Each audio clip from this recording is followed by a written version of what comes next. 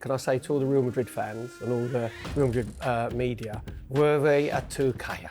What does that mean? Back Barry? in your box. Back in your box. In the Real Madrid players' minds, they never really believed that they was going to turn it round. 18 years old, and he just looked Comfortable. No. This felt like I've arrived. I'm one of the best players in the world. They were the games that he left West Ham for. He'd have been sat in there, knowing he's playing against Jude Bellingham, knowing that Jude Bellingham is the superstar. In his mind, he'd be thinking, I'm going to test myself against you. This is where I belong. Saliba, Rice, Saka. Who is the single most important player in the Arsenal squad? He kind of stood up Mbappe, and there was a moment where they were just looking at each other face to face. And Saliba kind of just went, go on then, do something. And Mbappe tried to take it past him, he shielded out for a goal kick, and I thought, yeah, it's a continuation of the way I think he's developed as a character this season. You shrink and crumble. No. You failed to chip him from the penalty, so you'll just go and chip him from open play instead. Exactly. The VAR last night was Jerome Broussard, right? He showed the biggest pair of cojones that I think that any VAR has ever shown. Nights like that, last night, you go, that's why I'm here. And where can I move to that I'm going to get better than that? Well, right now, not many clubs. If Arsenal were to win the Champions League this season, do you foresee a period of dominance? They are all either not even hit their prime or just entering their prime. Do you think the rest of the league and Europe are looking at Arsenal thinking, Yes, 100%. We deserve to be with the big boys.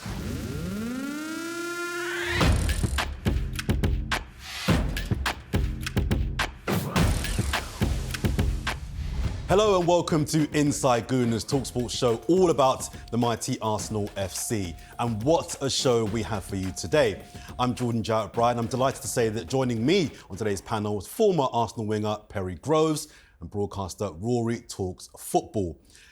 Gentlemen, I can't stop smiling first of all. After the first leg, the following morning, I had 2 hours sleep going into work. Last night, I had even less than that. Have you guys had any sleep at all so far? Firstly, hola, señor. Hola, señor. Hola, señor Jordan. ¿Cómo está? Muy bien. Muy bien, Muy bien, muy bien. I think every Gooner, after the demonstration we had in the first leg, right, you get carried away, which you're allowed to for that 24 hours, 36, 48.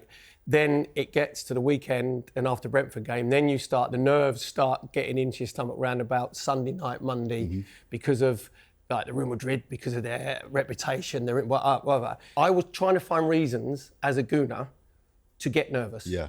But my eyes were telling me there's no need to get, you know what I mean? It's just a natural energy in your stomach. Yeah. How are you feeling pre-match compared to the final whistle? I mean, pre-match, propaganda works. Because in my head, all week, I was really confident. I was like, you look at our defence, look at our defensive record, you look at really how poor for their own standards Madrid have been this season, you're thinking, we're not going to concede 3 goals here. And if we do, they're not going to keep a clean sheet. And then yesterday, all of that bombardment of constant, oh, it's Real Madrid, the remontada, the roof's going to be closed. Yeah. Suddenly I'm like, oh God, we're in trouble. God. and then, yeah, like you said, once the game got underway, I mean, it took a while. I think those 2 penalties really kind of made it more intense than it needed to be. I think if you actually look at it back in the cold light of day, which I haven't done yet, I think you'll see that we actually kind of cruised. We had this. Yeah. Well, listen, what an occasion it was in Madrid as Arsenal became the first English side ever to win twice in Real's famous Santiago Bernabeu, Suyar, mate. An assured defensive display and goals from Saka and Martinelli sent the Gunners into the semi-finals of the Champions League for the first time since 2009. Let me come to you first, Perry, because this is still a very relatively young Arsenal team. The growth in which we've seen this squad, you know, year on year, come on to the point where they're going to the Bernabeu and putting in that level of mature performance. What does that say about those young players, their journey, and also what Mikel Arteta has cultivated over his tenure at Arsenal so far? Yeah, just firstly, can I say to all the Real Madrid fans and all the Real Madrid media, were they a tukaya?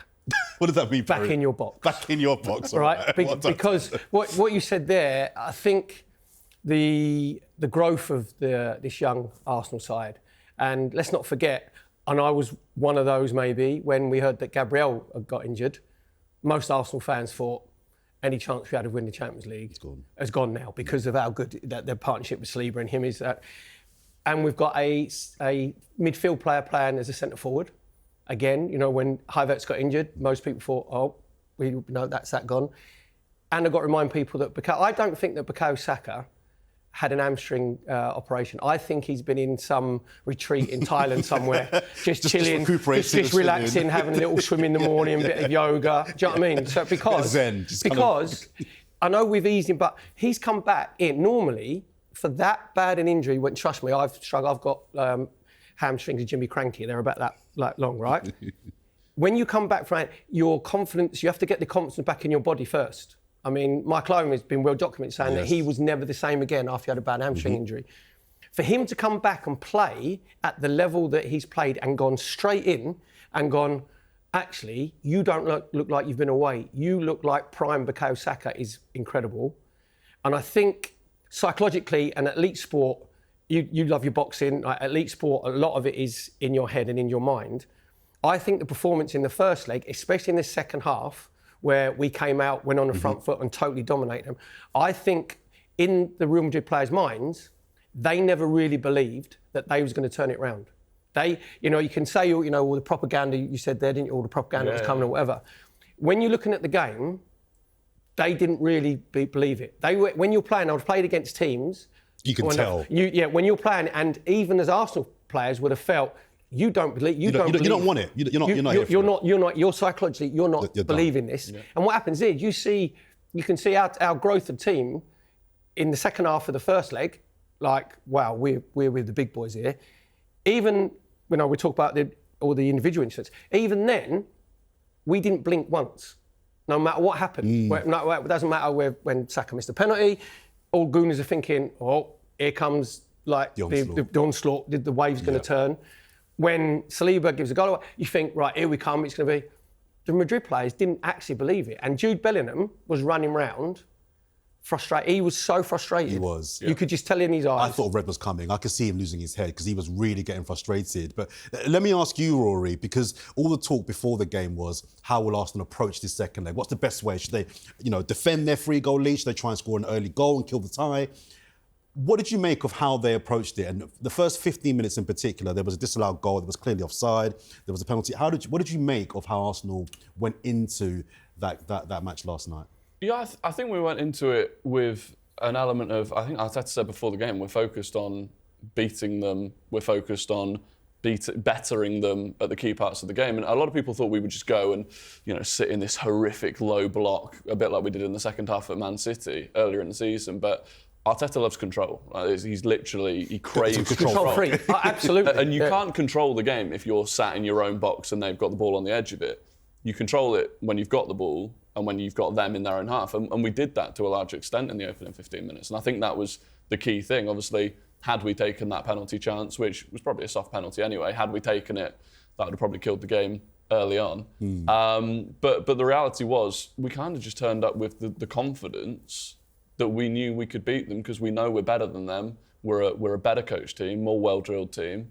And I look at someone like a Miles Lewis-Skelly, 18 years old, and he just looked calm as anything. He's a ringer. So calm. No, he's a ringer. No. You've played in games when you're playing in the you're playing in the under 12s, 13s, and someone turns up on a little motorbike with a beard, and you're like, mate, you're not 12, 13. You're like 15. Do you know what I mean? You're 15, 16.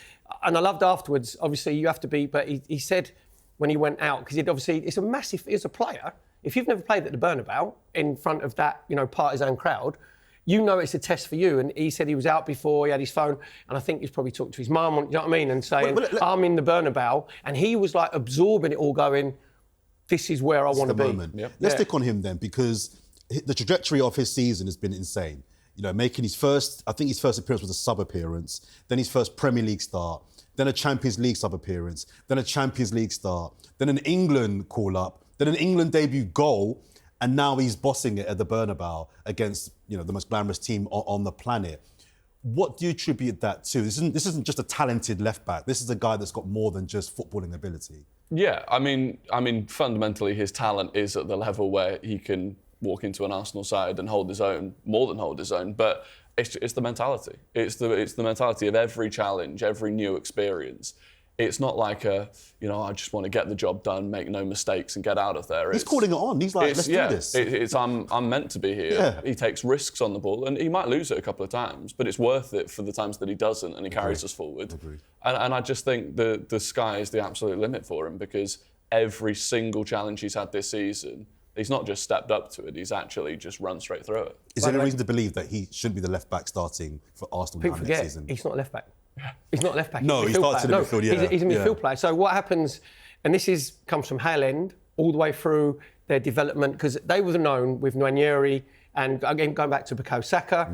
I remember Steve Bold talked to me about Bukayo Saka when Boldy was in charge of the under-18s. He went, we've got this kid who's going to be a major star. And I went, Boldy, this kid's 17, you never know, attitude about Saka. And he went, trust me, I know his mentality. He's going to be a big star.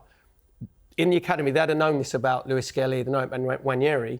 So the way that they're developed through the academy and the ethic that's put into them is about, we don't care how much of a star you are, you've got to stay humble and you've got to work your socks off. Doesn't matter how good you are. So when they come in and you see Nwaneri and Lewis Skelly and the culture that Arteta's obviously created around the first team as well, where you've got brilliant role models in the first, I've mentioned with Bukayo Saka, even Martinelli and Odegaard, who went to Real Madrid, didn't really come. So they've got all these role models. But the thing that I think that you can't teach them is to do the right thing at the right. That comes a little bit naturally, to have that belief in yourself, but also their body strength. You look at Lewis Skelly. I'm not saying they're not 6'2", because Arteta likes a 6-footer, by the way, doesn't he? Right?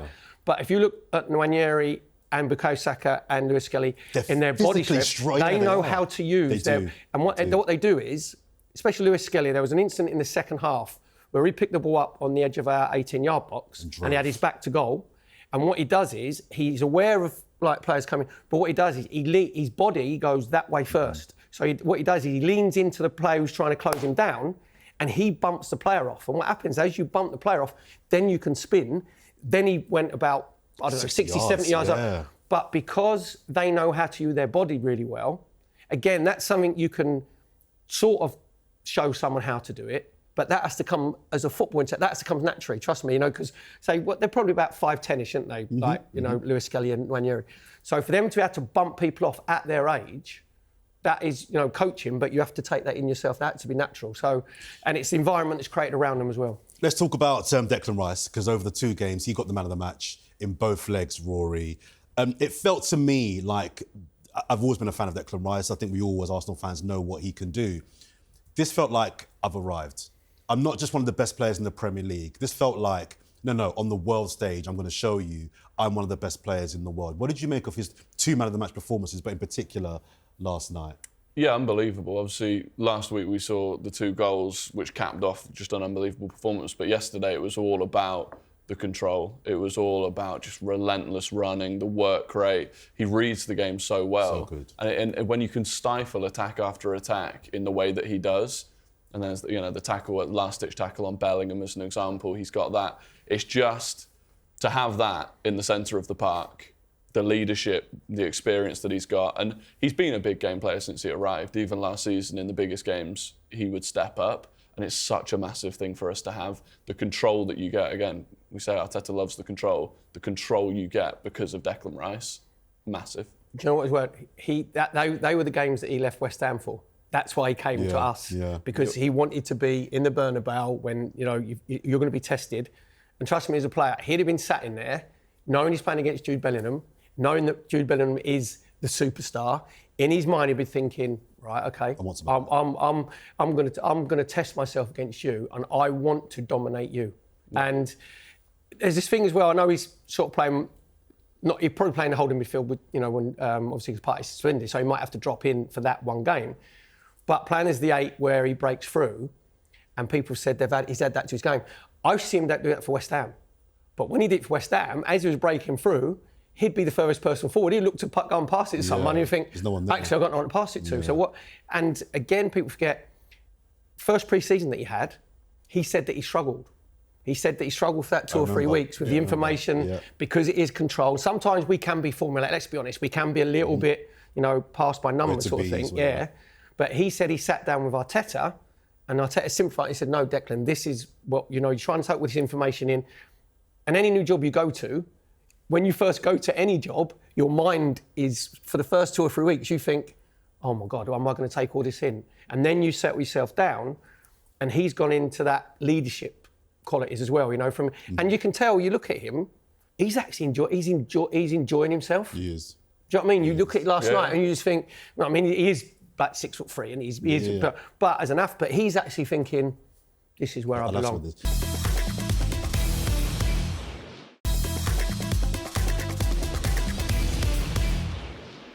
And sorry, go on. So for us to ask the both of you, just to have a little bit of fun, Saliba, Rice, Saka, who is the single most important player in the Arsenal squad? That's a really good question. That is. I'm glad you're not my phone friend on like Who Wants to Be a Millionaire. To be fair, no, I think if you said that Saliba, if Saliba, you're stalling, Pez, are you stalling? No, it'd have to be because of the position and because it would be Saliba at the minute because I didn't think we could do without Gabriel. No. I mean, if everybody's fit. Everybody's fit in the squad. Who's the person? Oh, if everybody's fit, not if someone gets injured. Sorry. If everybody's fit, of those three, who do you think is the single most important part? I'd say Bukayo Saka. Yeah. Because he gives the belief to the other players that even if it's tight, that he's going to do something, and he'll turn it around. And again, this and that. When he missed the which we'll talk about the penalty later on, right? But when he misses that, you look at him and you go, oh, you could go the other way here, right? And he's like, no, I'll be all right. And in his head, he's thinking, Wrighter used to run around when I played with Wrighter, right? He used to miss a chance and he'd say to the centre halves, I'm going to score in a minute, I'm going to score in a minute, I'm going to score in a minute. And he kept going on, because in his head, he was like, I don't care if I miss 2, 3 or 4. I'm going to score. I know I'm going to score. Now, it's probably not, I know I'm going to score, but Bukayo Saka thinks, I know that I'm going to do something that's going to affect this game. Do you know what I mean? Whether it's I go past the full back and I cross it, I have a little 1-2 Odegaard. He knows. So I would say for the belief that he gives to the rest of the team, I'd say Saka. And for you, Saka as well? Yeah, I think for me, because of the system Arteta's built, we can see players like Jakub Kiwior come in and look very comfortable. And so in that sense, I feel like Ben White coming in for Saliba, we can make it work. But I think the difference with Saka, especially in the biggest games, is he's got that element of star quality where he can produce something out of nothing, where he can bail us out, where he can, and he's probably one of the only players. I mean, to be fair, Declan Rice definitely did it against Madrid with the 2 free kicks. Yep. But generally, Saka is that kind of one star quality player. And do you know what? It's what it does to the other team. Yeah. Because you could tell straight away, Alaba, because he got the run in the first leg. He should have got hooked in both legs after 10 minutes. Yeah, see, the first, the old-fashioned reducer, when you're looking at that and you go, the referee ain't going to send it because he slid in, right? But that's easily a sending off. But you think, ain't happening in the Bernabeu. And then you think, I've got you. In Saka's head, he's going, I've got you now. You can't afford one more thing. So even when you're getting the ball, you're like, well, you ain't can come steaming to anymore. Yeah. Do you know what I mean?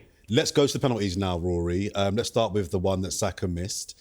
I'll be honest, I was raging when he missed it because it's a big moment. That penalty kills the tie. You score that, it's over early, and people are leaving the stadium. Like it's done. He redeemed himself with the goal that he got later on. So for me, it's levelled out. We still love you, Bukayo Saka. But what I found interesting was he was saying in the post-match interview to one of the TV broadcasters that they asked him about the question. Thierry Henry, Mika Richards, and Kate Abdo. They were asking him about the penalty, and he said, "Look, if I score it, I'm a genius. If I miss it, everybody's angry." And what that said to me was he intentionally went to the Bernabeu thinking, I'm going to make a statement here today. If I get a pen, I'm going to do something that's going to make you realise I'm on par with all of your top stars. And I love that. Now, he missed it, so, it didn't go well. But the fact that he, in my opinion, seemed to want to go there and put himself on that level by doing something so audacious at the Bernabeu says so much about the man. At the time, was you thinking all that? Or was you just thinking, mate, score the penalty and go through? No, Rory, we're honest now. Yeah. Come on, you're looking at going, what the? At the time, I'm going, mate, just bury it. Just bury it. But yeah, if you're going to take a silver lining from it, you go, it's a continuation of the way I think he's developed as a character this season, which is, I'm not scared of anything, I'm not scared of anyone, totally. I'm one of the best in the world, and I'll go and do that. And like he says, if it goes in, he looks like a genius. And he didn't get that moment. And so then at that point, it's like, okay, well, what do you do now? Do you shrink and crumble? No. You failed to chip in from the penalty, so you'll just go and chip in from open play instead. Exactly. You know what'll happen, right? That's mentality. They'll all be laughing and joking about it afterwards. They'll all be taking the mickey out of him in training, like pretending they're doing the panic, whatever. But I think when obviously Odegaard had the ball, when he's the minder and he goes, right, that is all very structured and very coordinated. He's like, because some people look down, oh my God, Odegaard's going to take it because it's Real Madrid. It's all right. So we know he holds the ball. He always does that, yeah. So no one can get into Bukayo's head, right? In his head, he knew he was going to do the Panenka, right?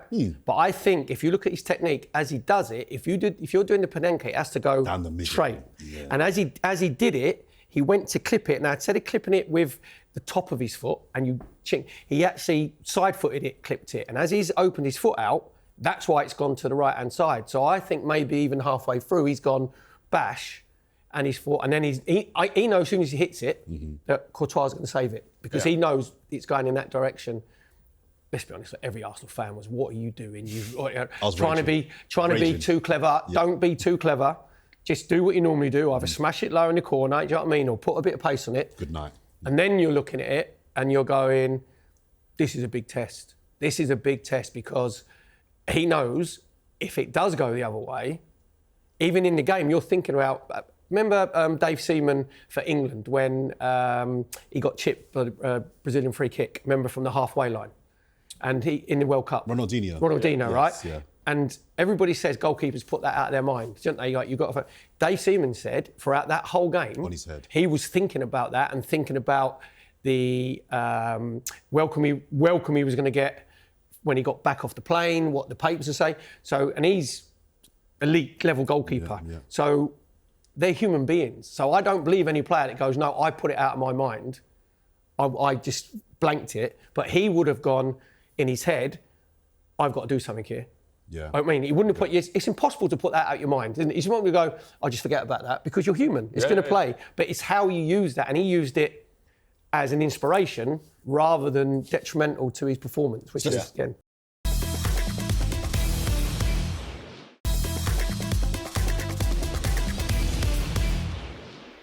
Let's move on now to the penalty that was given and then not given to Real Madrid. At the time, I must admit, I think that's a penalty. The replays, that's very, very soft. But you made a really interesting point, didn't you, before we came on air about... Makes a change. The bravery. I actually thought all the 50-50s went our way. Yeah. Which surprised. And the penalty was one of those. Do you think it was the right decision? And how much of a brave call was it to do that in the quarterfinals at the Bernabeu with them losing 3-1? I hate VAR, right? I hate it with a passion. Takes the joy out of the game. It's not what it's been brought in for, dissecting. Last night, I love VAR. And the VAR last night was Jarrett-Bryan, right? He showed the biggest pair of cojones that I think that any VAR has ever shown because the penalty, I think it's a penalty on Mourinho from Asensio because he's that's reputation of our free kicks where you panic and you go, what? So I think but if he hadn't have given it, nobody saw it. No. Nobody watching the TV saw it. Nobody even referenced back to it, didn't they? On the replays. I don't think Mourinho did. But barely. But I thought they was checking it for a penalty for Real Madrid because they'd had an attack and it was a cross, and I'm thinking, don't tell me they're going to give a soft penalty. Yeah. And then you see the replay and it goes, hold on a minute, it's from our corner, and then you see it and you think, that's a penalty. It is a penalty, right? Yeah. And then when he goes, you go, he's going to give the penalty. Then when you see the Declan Rice says, I didn't touch him, right? He goes like that. He said, you had your loosely around his waist, right? And Mbappe actually tripped himself up because his legs go quickly like he's parachute, right? Yes. Then you're looking at it going, well, this is because he's give one way, he's balanced out the other. So as it goes on and on, then you start thinking, well, hold on a minute, this is taking a long time. Hold on a minute, are they looking for offside? Or, and they're not.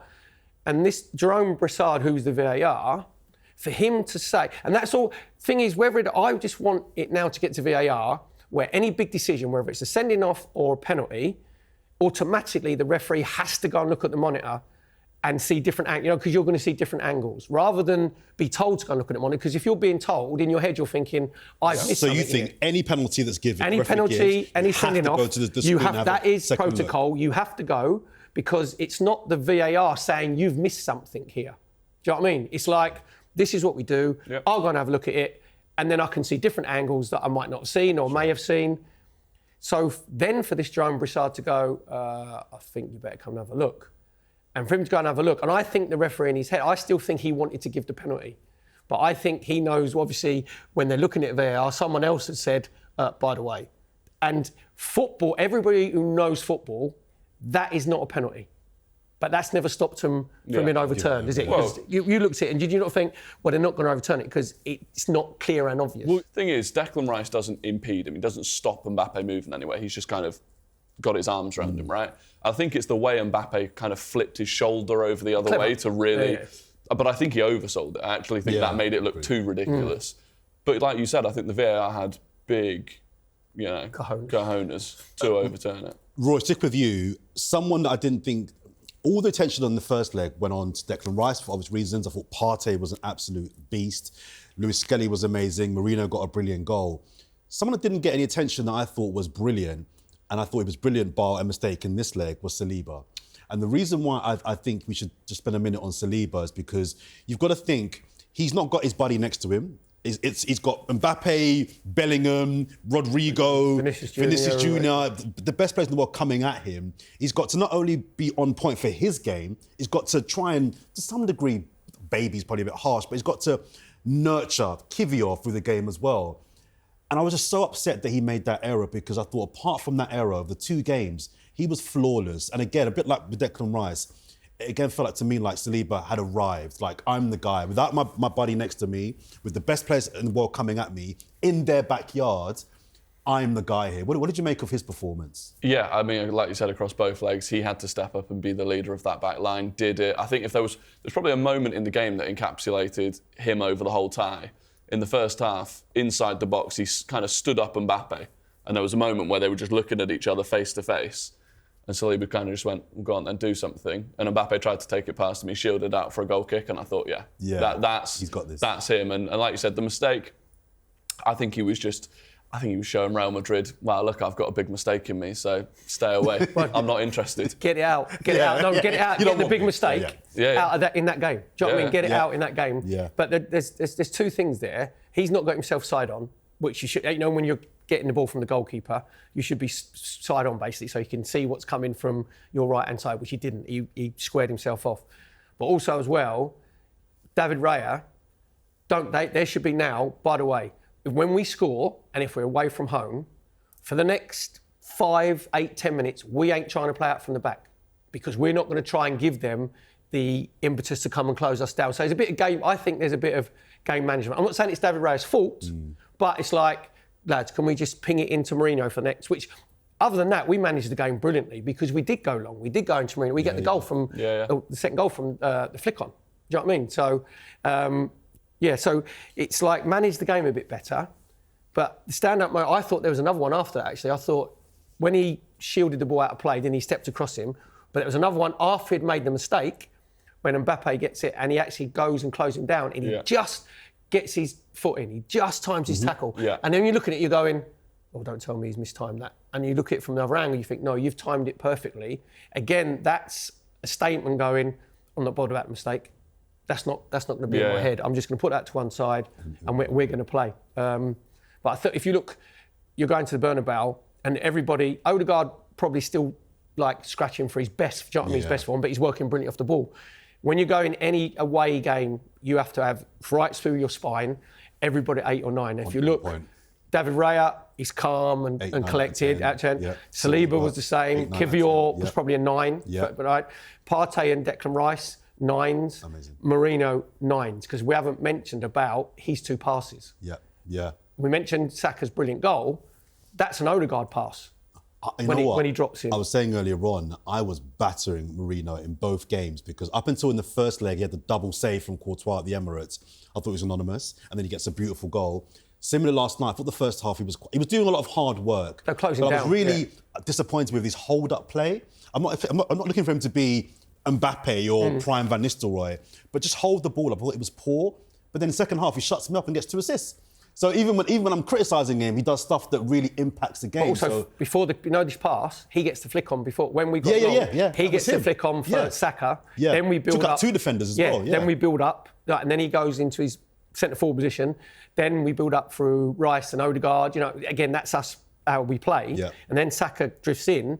Then he drops off, and then gets himself turned. And it's the pace of the pass. You know what I mean? It's just the way it's weighted, makes up Bukayo Saka's mind that he's going to dink it. But in the first leg, I was getting frustrated because I thought he was coming too deep too quickly. Okay. So he wasn't giving the centre halves any problem. I wanted him to go and stand in between the centre halves. But because he's coming deep in the first half, in the second half he didn't. I think someone said to him, by the way, mate, you're coming to just go and occupy. Because if you go and stand in between the centre halves, they're like, well, we can't go because are we going to come here? Yeah. But if you go and stand deep, the two centre halves are looking at you deep, going, that's right, we know where you are. So, and I think he's learning. He is. He's not a centre forward. Quick word on Martinelli because he got the second goal, the winner. I thought it was important that we not only knocked them out, we won the game. So we deserve to win that game. Not only go through, we deserve to win the match. Yep. I've been very harsh on Martinelli this season. I've not seen enough performances from him to my liking.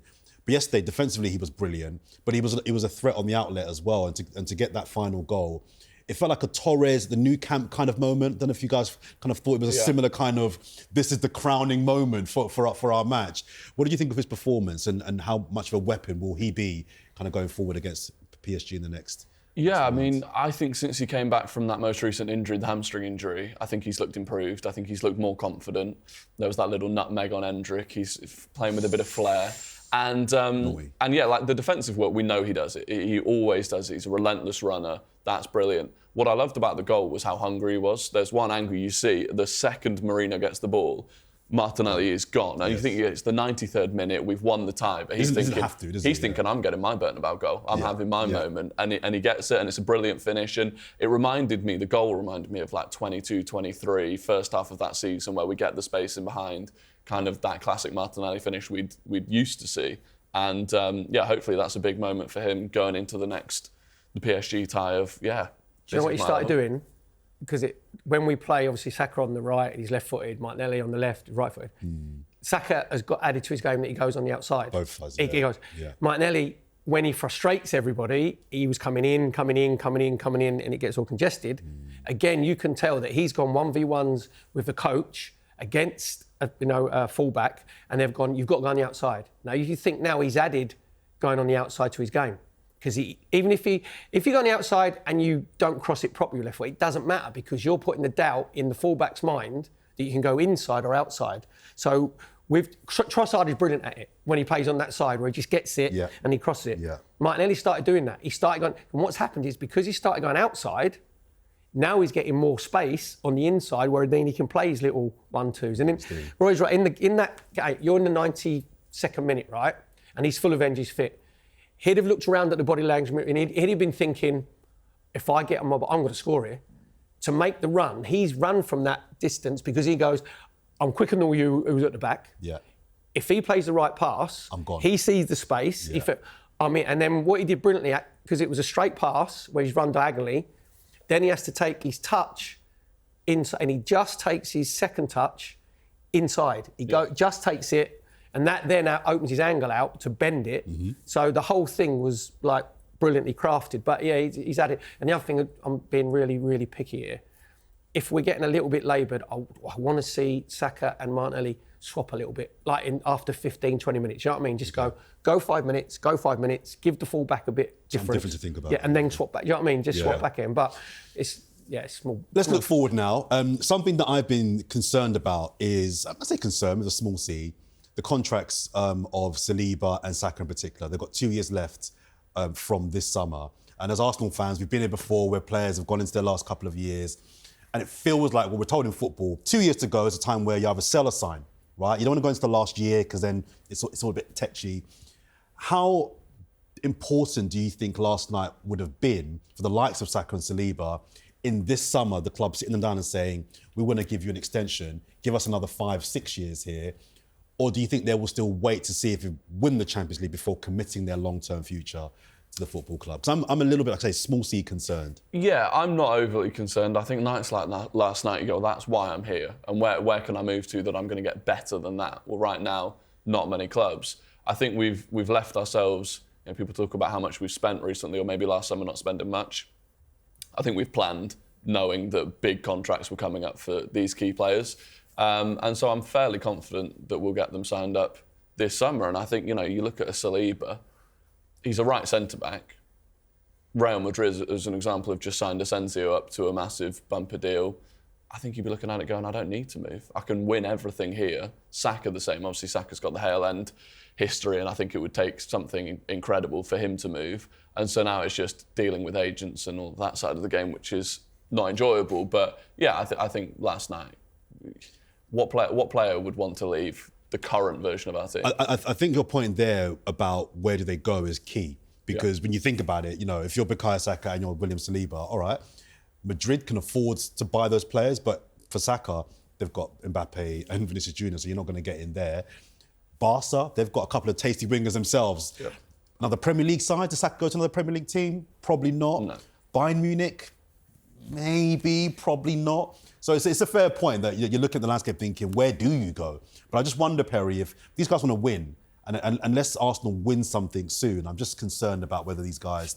Three things, right? They've been here for 4 or 5 years and seen the transformation, what Arteta's put in, changed the culture, women. So they've been, we're going to come second again in the Premier League, right? Second 3 years on the trot. And Man City are allowed to be really, the other 2 years, they're allowed to be really good. Do you know what I mean? People forget we won 16 out of last 18 games last season, right? So we didn't bottle it. There was games that we should have won and didn't, right? So they've been through this journey, right? You get to that.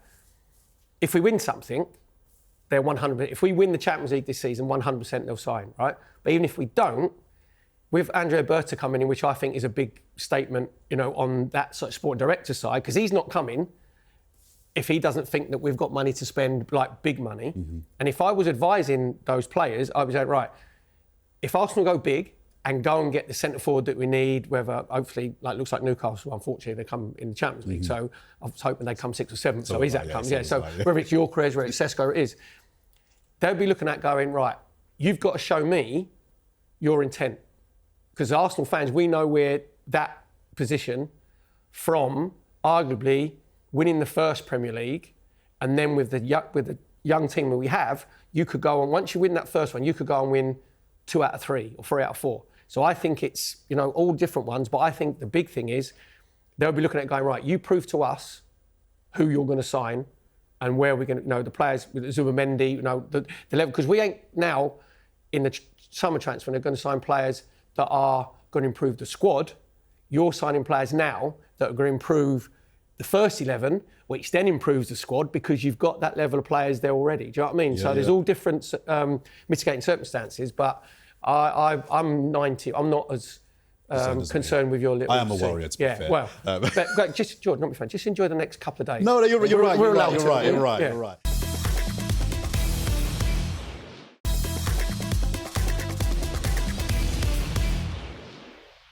Rory, if Arsenal were to win the Champions League this season, do you foresee a period of dominance in domestically and across Europe, or does it work like that? Yeah, I think so. I think you look back at the Liverpool team that won the Champions League before they won the Premier League. I think that's the way that it can happen because you need, winning the Premier League is much more about your depth of your squad than winning the Champions League, which is more about how you can perform on a game-to-game basis. But the big thing for me is I was looking at, if Partey doesn't get a new contract, which is looking like he's not going to do, and we bring in a Zubimendi, the oldest outfield player that we'd probably have starting games next season would be Gabriel at 27. I think this whole team, everyone, barring a Lewis Skelly or a Waneri, everyone is between the ages of 22 and 27. They are all either not even hit their prime or just entering their prime, or with the Gabriel, maybe the Declan Rice, you've got them, they're in their prime now.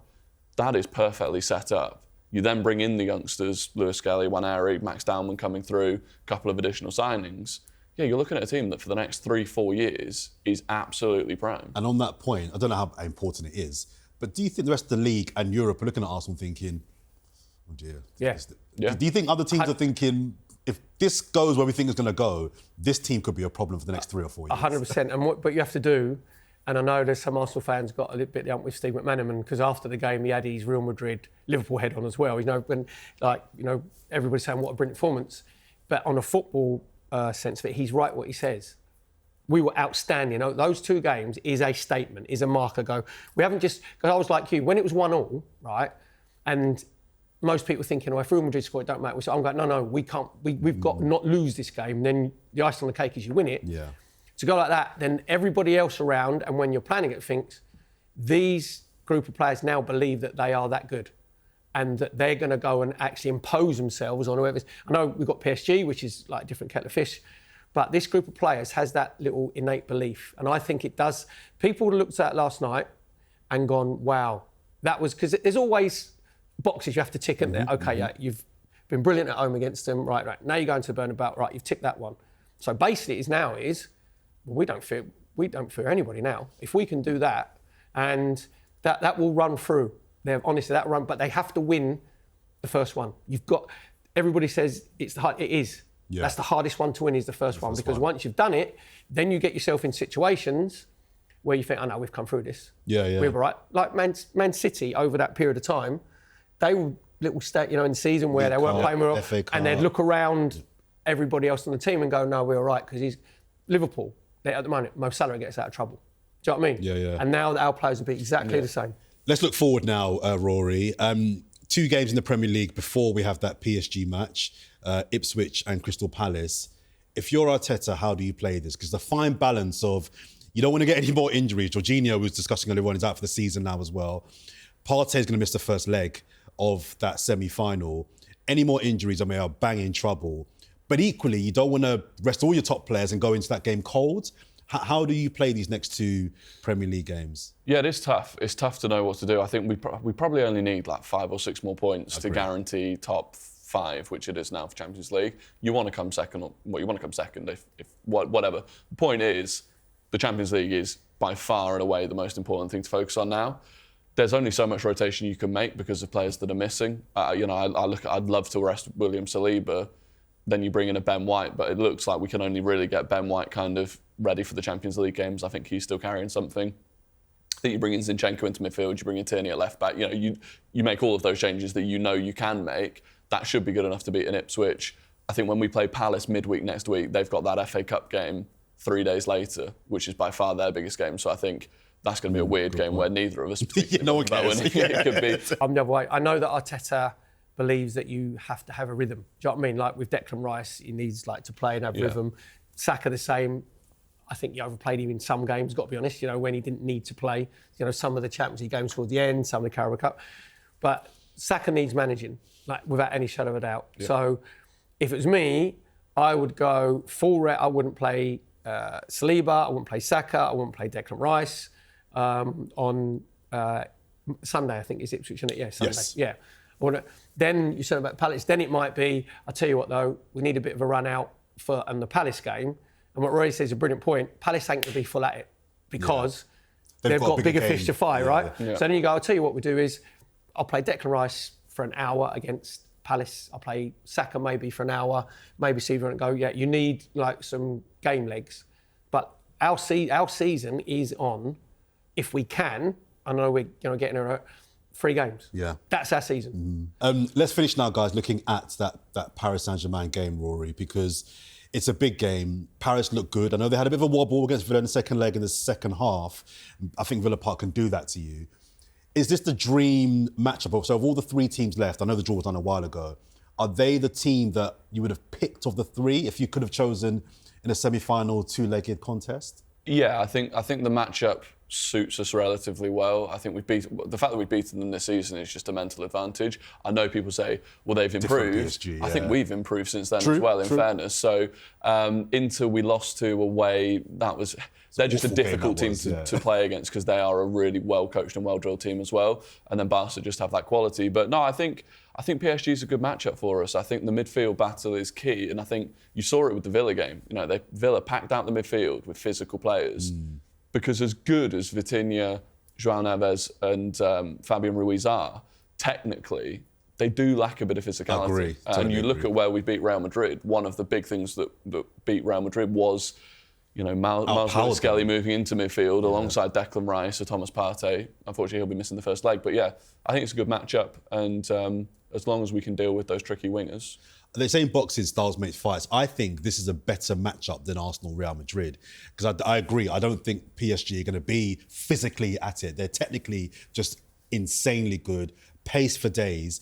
A bit like us, they haven't got a centre forward either. Dembele's not a forward for me. He's a wide false man. nine. He's a He nine. is, He's exactly. Yeah. So I think this could be a really, really good two-legged tie. What do you make of this matchup, and how do you think we should approach it? I'd rather play PSG than Villa. Honestly, I would, So would I. because I think Perry. Villa.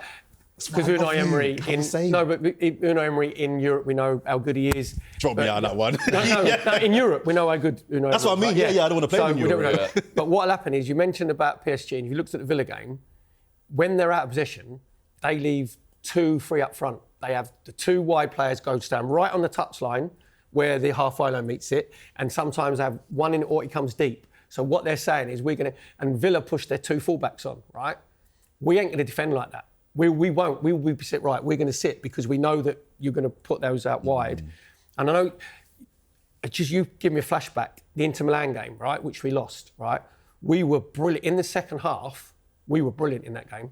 And I think from then, going to Inter Milan and putting a performance, even though we lost, I think the players from that game thought, do you know what?